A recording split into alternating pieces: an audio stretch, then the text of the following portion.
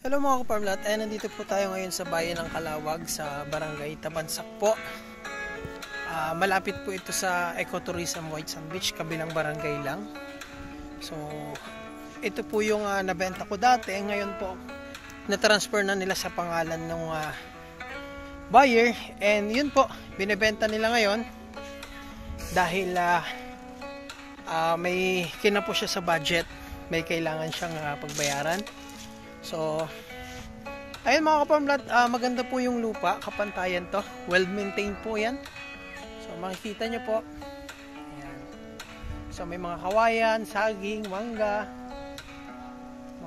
Malinis po yung property mga kaparmlat. So, tara, ikutin natin. So, yun nga lang, medyo maambon po ngayon.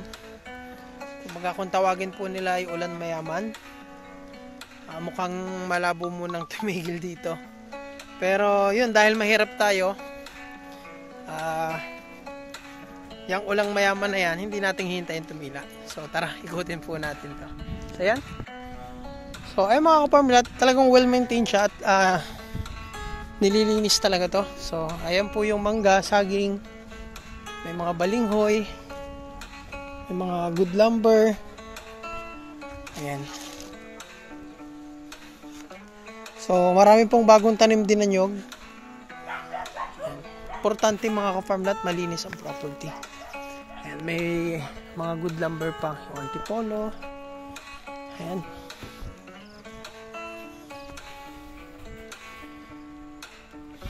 Ganda po nito mga ka-farmlat.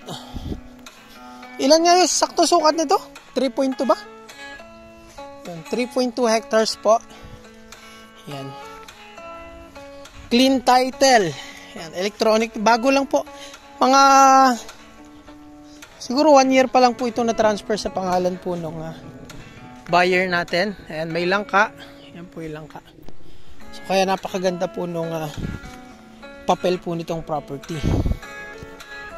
Ayan. So, may lipote pala dito, no?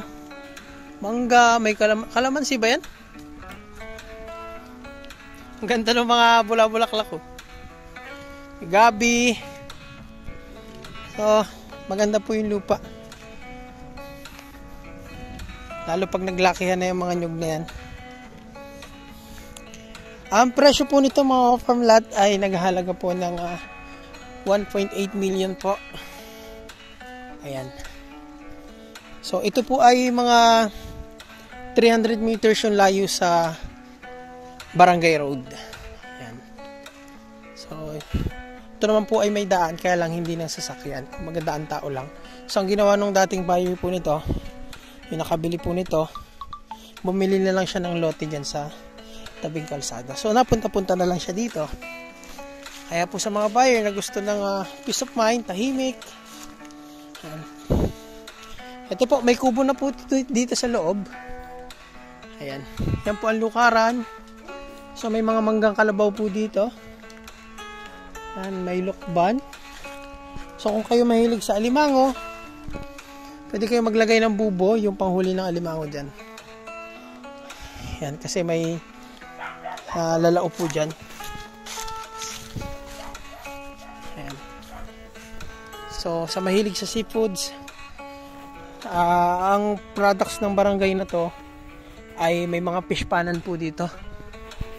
Ayan. So, yung may-ari nito nakabili rin dito ng fish pan malapit. So, yun nga lang, medyo kinapos siya sa pagpapagawa ng apartment. So, kailangan niya itong i-dispose para matapos yun. Ayan, ang ganda. Lalong gumanda nung nalinis.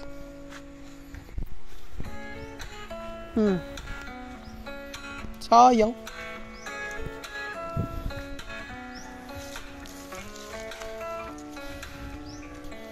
Nung binebenta namin to dati mga ka-farm, sobrang sukal po nito. Ayan. Pero ngayon po, napakalinis na. And nakakatuwa yung mga paburol-burol na ganyan. So, mataba talaga nyug dito at malapit sa tubig alat. Magaling ang naglilinis dito, ano? Ay, spray. Maintain talaga eh. Parang lawak naman ito, ano? Yan.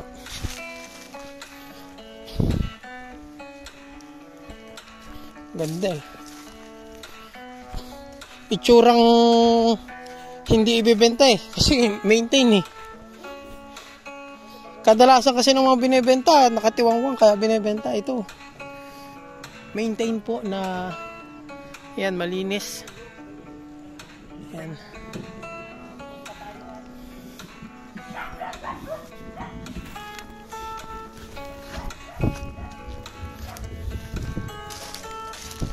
Manggang kalabaw rin, ano? Yan. Manggang kalabaw.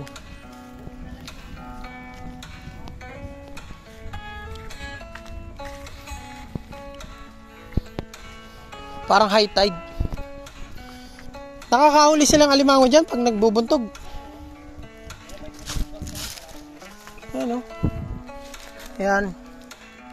Ano po yan? Lalao. Ibig sabihin, abot ng tubig yan. Pwede po kayong maglagay ng panghuli ng alimango dyan. Sa mga mahihilig po sa seafoods. Nakarating ba tayo dito dati?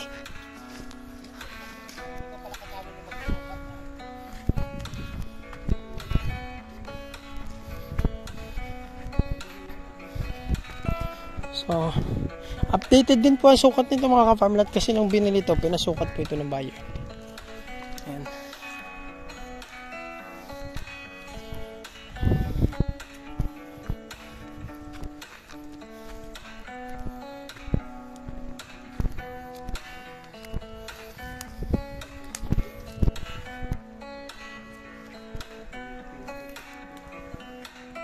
So, ayan mga ka-farmlat, nandito tayo sa Paburol. Ayan, yan yung binidyo natin mangga kanina. Ayan, overlooking po dito sa taas. Kaya lang makikita nyo mga mangrove. Ayan. Malawak po yung mangrove area niya na papalibutan to.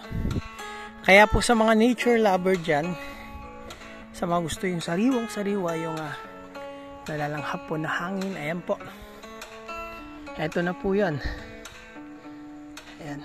Maririnig nyo dito sa umaga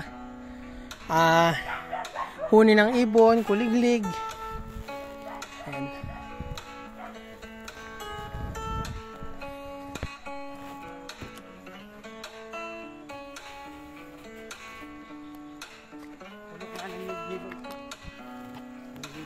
Ayan, dito po sa taas mga ka-farmland, nakaburol to, parang balugbog ng kalabaw. Yan yung pagka burol nito, pahaba, na kung saan pagdating naman sa side, banayad na hili.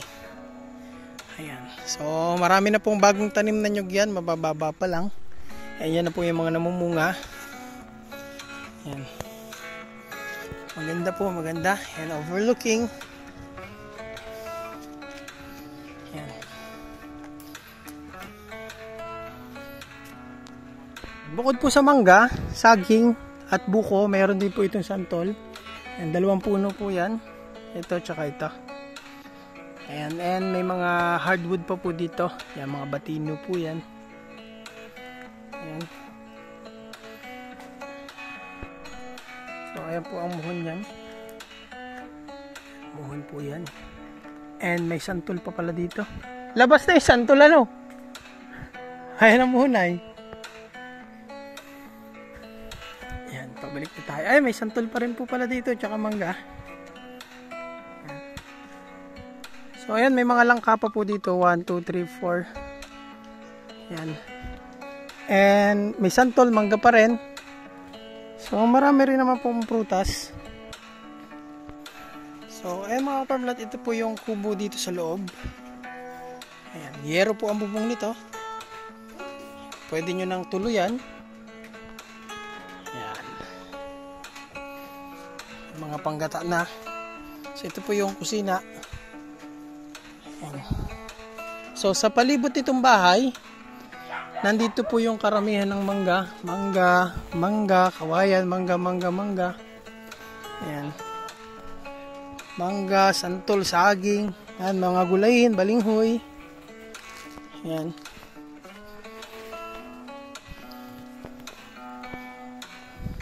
Ayan po yung lipote. Ayan, langka uli, and then mga maliliit na nyog, may mga malalaki na namumunga. Ganda po niyan mga kaparmlat. Mga kaparmlat, ito po yung sakop ng property. Ayan, so dito po tayo dadaan papunta po ng main road. Ayan, sakop po yung mga nyog lahat na natatanaw, no? Ayan. So dito po ang daan natin. Ayan, maglalakad na po tayo papunta sa kalsada. May mga tatawiran po. Mga creek.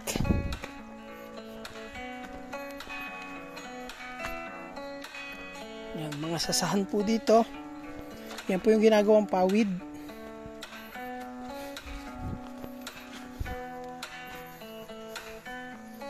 Pawid.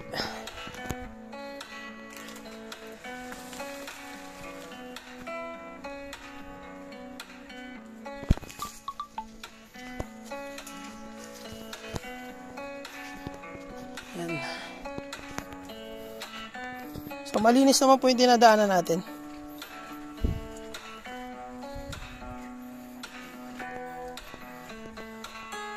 Hindi na masyadong madamo.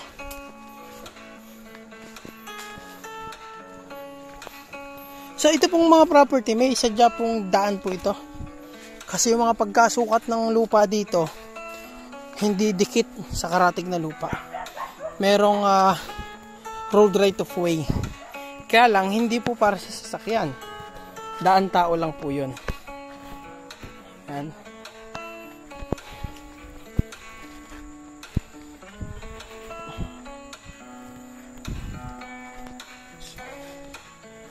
Dito na tayo.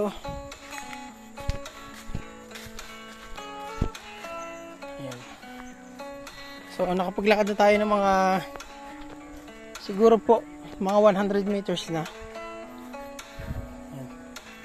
Tapos sa likod po ng bahay na yan, kalsada na.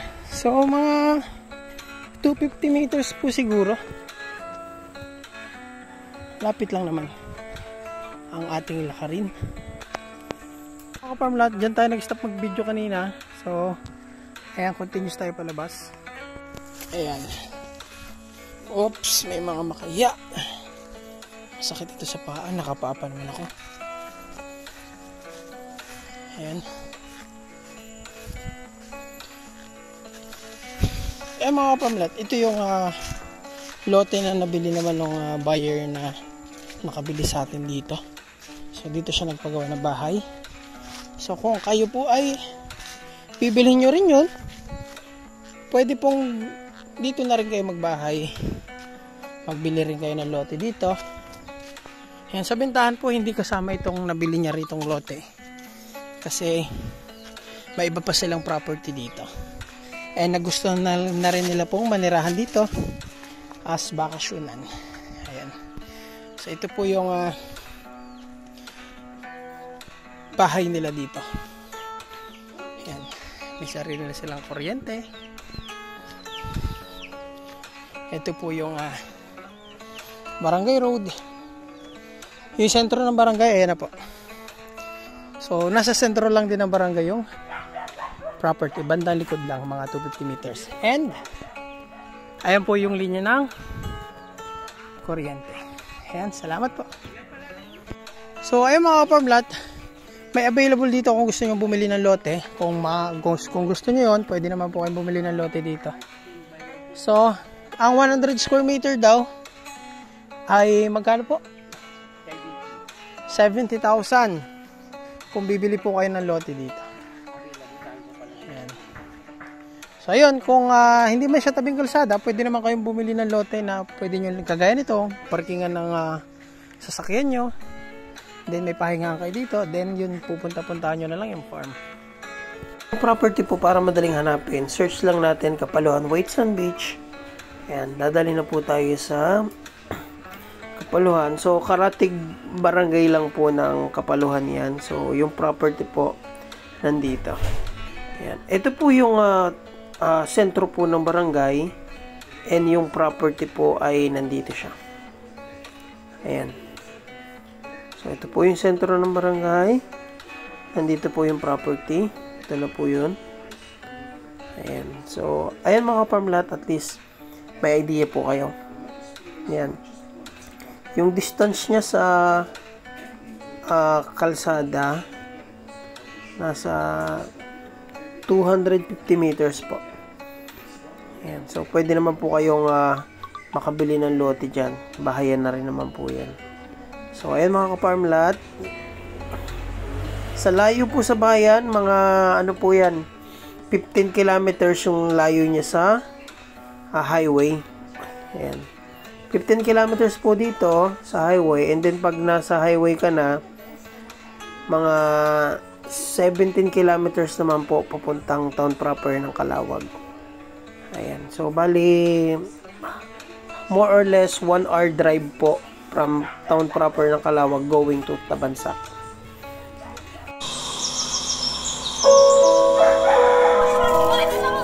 Ang sarap mamuhay sa probinsya.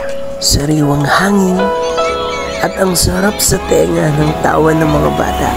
Ang sarap dito tumanda. Kaya kung wala ka pang probinsya, handang tumulong ang grupo namin para mahanapan po kayo ng retirement plan. Investment farm, ganun din ang bakasyonan.